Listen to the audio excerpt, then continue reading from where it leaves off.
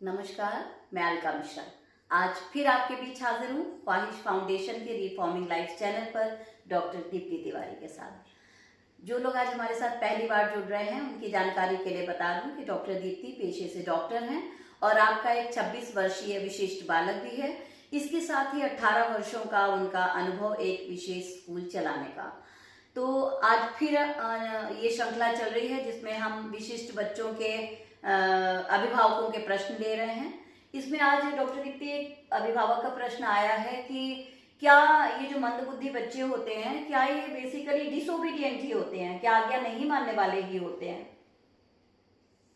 नहीं, ऐसा तो बिल्कुल भी नहीं है, बल्कि हमारे बच्चे बहुत ही ज़्यादा बहुत प्योर हार्टेड होते हैं और बहुत जितना मेरा एक्सपीरियंस है लव को बहुत अच्छे से रिस्पॉन्ड करते हैं।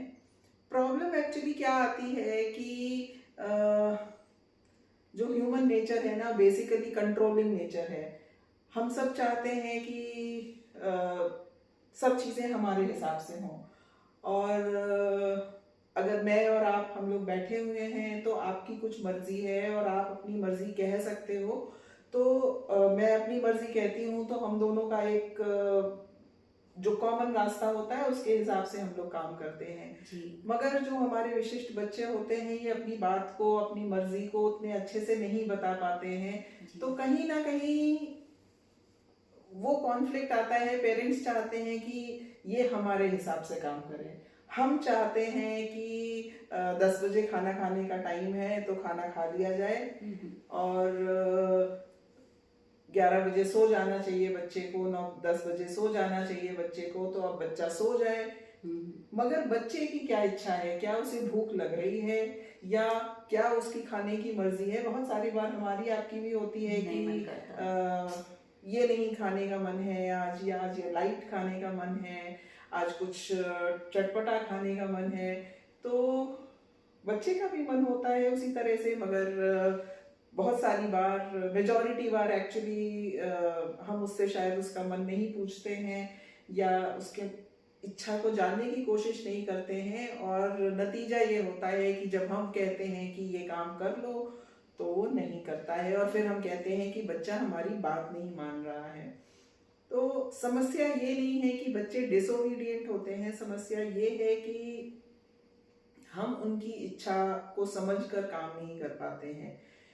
एक दूसरा एस्पेक्ट भी इसका है, दूसरा पहलू भी है इसका, कि जो हमारे बच्चे होते हैं इनके अंदर एक सोशल एडजस्टमेंट की कमी होती है जी, है ना। हम और आप ये समझते हैं कि परिवार में रहने के लिए हमको कुछ एडजस्टमेंट्स करने हैं, या हम इस जगह पर हैं तो इस हिसाब से एडजस्टमेंट कर लें, उस जगह पर हैं तो उस हिसाब से एडजस्टमेंट कर लें, और हम अपना बिहेवियर उस हिसाब से मॉड्यूलेट करते रहते हैं। कहीं पर हम अपनी मर्जी चलाते हैं, कहीं पर हम अपनी इच्छाओं को दबा ले जाते हैं, मगर ये एडजस्टमेंट हमारे बच्चों को नहीं पता होता है। उनके तो मन में जो है वही सब कुछ है, जो अंदर है वही बाहर है।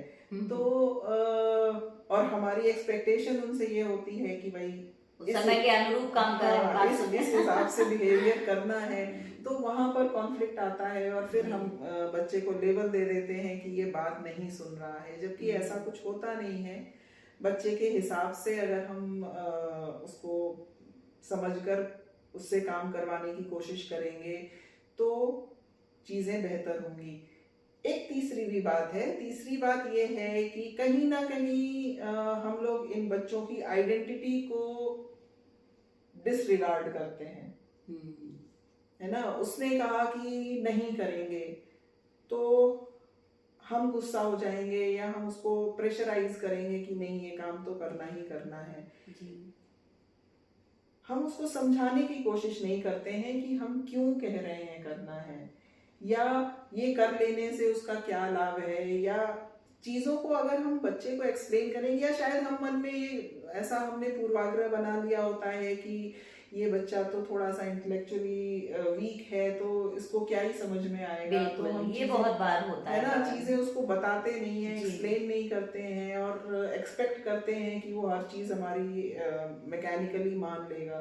तो ये तो संभव नहीं है। इंटेलेक्चुअली वीक है मगर इंटेलेक्चुअली जीरो तो नहीं है। कुछ ना कुछ तो वो भी समझ रहा है, कुछ ना कुछ तो उसके भी दिमाग में चल रहा है, कुछ उसकी भी इच्छाएं हैं, कुछ उसकी भी अपेक्षाएं हैं।